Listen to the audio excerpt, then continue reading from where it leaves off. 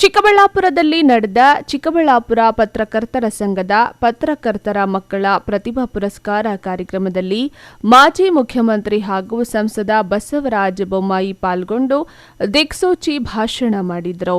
ಚಿಕ್ಕಬಳ್ಳಾಪುರ ಮತ್ತು ಕೋಲಾರ ಜಿಲ್ಲೆಯ ಮಣ್ಣು ಬಹಳ ಶ್ರೇಷ್ಠವಾಗಿರುವಂಥದ್ದು. ಇಲ್ಲಿಯ ರೈತರ ಬೆವರಿನ ಹನಿ ಭೂಮಿಗೆ ಬಿದ್ದರೆ ಭೂಮಿ ತಾಯಿ ಒಳ್ಳೆಯ ಬೆಳೆ ಕೊಡುತ್ತಾಳೆ.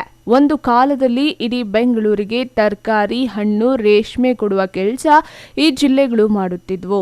ಇಲ್ಲಿ 5 ನದಿಗಳಿದ್ದರೂ ಬತ್ತಿ ಹೋಗಿವೆ. ನಾನು ನೀರಾವರಿ ಸಚಿವನಿದ್ದಾಗ ಕೋಲಾರದ ಪತ್ರಕರ್ತರು ಇಲ್ಲಿ ಫ್ಲೋರೈಡ್ ಯುಕ್ತ ನೀರಿದೆ, ಅದನ್ನು ಬಂದು ನೋಡಿ ಎಂದು ಹೇಳಿದ್ರು. ನಾನು ಬಂದು ನೋಡಿ ತಾಂತ್ರಿಕ ತಜ್ಞರೊಡನೆ ಮಾತನಾಡಿದೆ. ಅಂತಾರಾಜ್ಯ ವಿವಾದ ಇಲ್ಲದಂತೆ ಎತ್ತಿನ ಹೊಳೆ ಯೋಜನೆಯನ್ನು ಮಾಡಿದೆ. ಅದಕ್ಕೂ ಮೊದಲು ನೇತ್ರಾವತಿ ತಿರುವು ಯೋಜನೆ ಪ್ರಸ್ತಾಪ ಇತ್ತು. ಅದರಿಂದ ಸುಮಾರು 11,000 ಹೆಕ್ಟೇರ್ ಅರಣ್ಯ ನಾಶವಾಗುತ್ತಿತ್ತು. ಹೀಗಾಗಿ ಅದು ಸಾಧ್ಯವಿಲ್ಲವಾಯಿತು. ನನ್ನ ಉದ್ದೇಶ ಪೈಪ್ಲೈನ್ ಮೂಲಕ ನೀರು ತಂದಿದ್ರೆ 10 ಟಿಎಂಸಿ ನೀರು 2 ಜಿಲ್ಲೆಗೆ ಕೊಡಬಹುದಿತ್ತು. ಯಾರಿಗೆ ತಾಂತ್ರಿಕ ಜ್ಞಾನ ಇಲ್ವೋ ಅವರು ಅಲ್ಲಿ ನೀರೇ ಇಲ್ಲ ಎಂದು ಅಭಿಪ್ರಾಯ ಸೃಷ್ಟಿಸಿದ್ರು. ಅದಕ್ಕಾಗಿ 2 ವರ್ಷ ಹಾಳಾಯಿತು. ಆನಂತರ ಕಾಲುವೆ ಮೂಲಕ ನೀರು ತರುವ ಪ್ರಯತ್ನ ನಡೆದಿದೆ. ಈಗ ಹೊಸ ಮುಖ್ಯಮಂತ್ರಿ ಬಂದಿದ್ದಾರೆ. ಅವರು ನೀರಾವರಿ ಸಚಿವರಾಗಿ ಕೆಲಸ ಮಾಡಿದ್ದಾರೆ. ನಾವು ಎತ್ತಿನ ಹೊಳೆ ಲಿಫ್ಟ್ ಮೂಲಕ ನೀರು ತರುವ ಕಾರ್ಯ ಮಾಡಿದ್ದೆವು.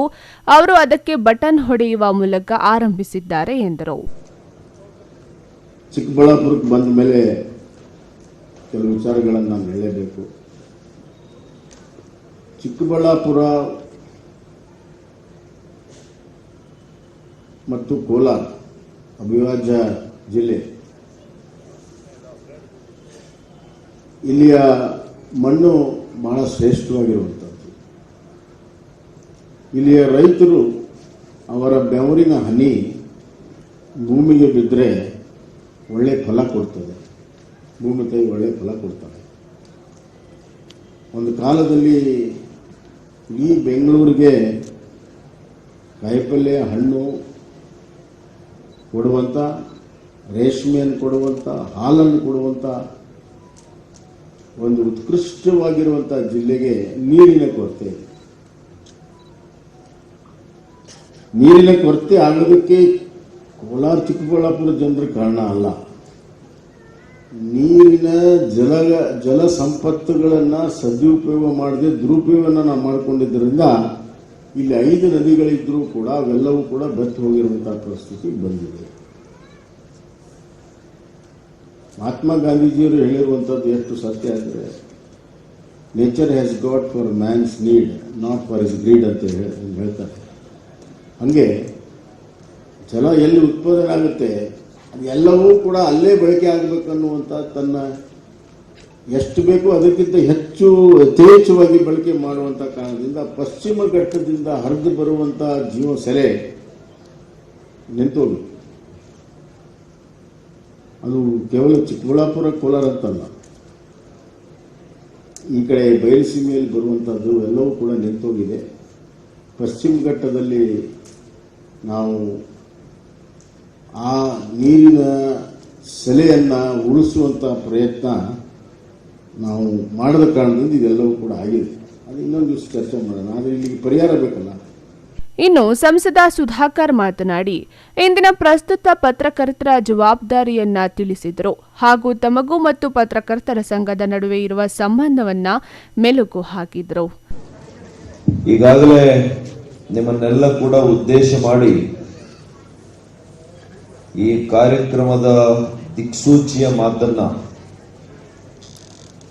ಮತ್ತು ಅನೇಕ ತತ್ವಜ್ಞಾನದ ಅಂಶಗಳನ್ನ ನಿಮ್ಮ ವೃತ್ತಿಗೆ ಹೊಂದಿಕೊಂಡು ಹೋಗುವಂತ ರೀತಿಯಲ್ಲಿ, ವೃತ್ತಿಗೆ ಅನುಗುಣವಾಗಿ ಯಾವ ರೀತಿಯಲ್ಲಿ ನೀವು ಸಮಾಜದ ಕಟ್ಟಕಡೆಯ ವ್ಯಕ್ತಿಗೂ ಕೂಡ ಹಾಗೂ ಸಮಾಜದ ಆಗುಹೋಗುಗಳ ನೈತಿಕ ಹೊಣೆಯನ್ನ ನೀವು ಹೊತ್ತು ಇವತ್ತು ಏನು ಜನರಿಗೆ ಮುಟ್ಟಿಸುವಂತ ಕಾರ್ಯಕ್ರಮ, ನೈಜ ಚಿತ್ರಣವನ್ನು ಮುಟ್ಟಿಸುವಂತ ಕಾರ್ಯಕ್ರಮ ನೀವು ಮಾಡ್ತಾ ಇದ್ದೀರಿ. ಯಾವ ರೀತಿ ಮಾಡಬೇಕು ಅಂತೇಳಿ ನಮ್ಮ ನಾಯಕರು ಈ ರಾಜ್ಯ ಕಂಡಂತ ಒಂದು ಸರಳ ಸಜ್ಜನಿಕೆಯ ಮುಖ್ಯಮಂತ್ರಿಗಳಾಗಿದ್ದಂಥವರು ನಮ್ಮ ಬಸವರಾಜ ಬೊಮ್ಮಾಯಿಜಿಯವರು ಈಗ ಮಾತಾಡಿದ್ದಾರೆ. ಇನ್ನು ಕಾರ್ಯಕ್ರಮದಲ್ಲಿ ಎಸ್ಎಸ್ಎಲ್ಸಿಯಲ್ಲಿ ಉತ್ತಮ ಅಂಕ ಗಳಿಸಿ ಪತ್ರಕರ್ತರ ಮಕ್ಕಳಿಗೆ ಪ್ರತಿಭಾ ಪುರಸ್ಕಾರ ನೆರವೇರಿಸಲಾಯಿತು.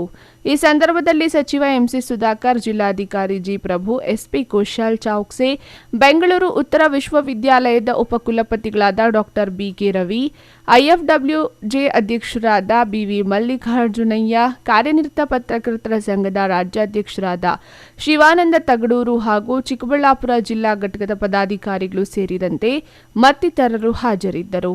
MMTV news bureau, Chikkaballapur.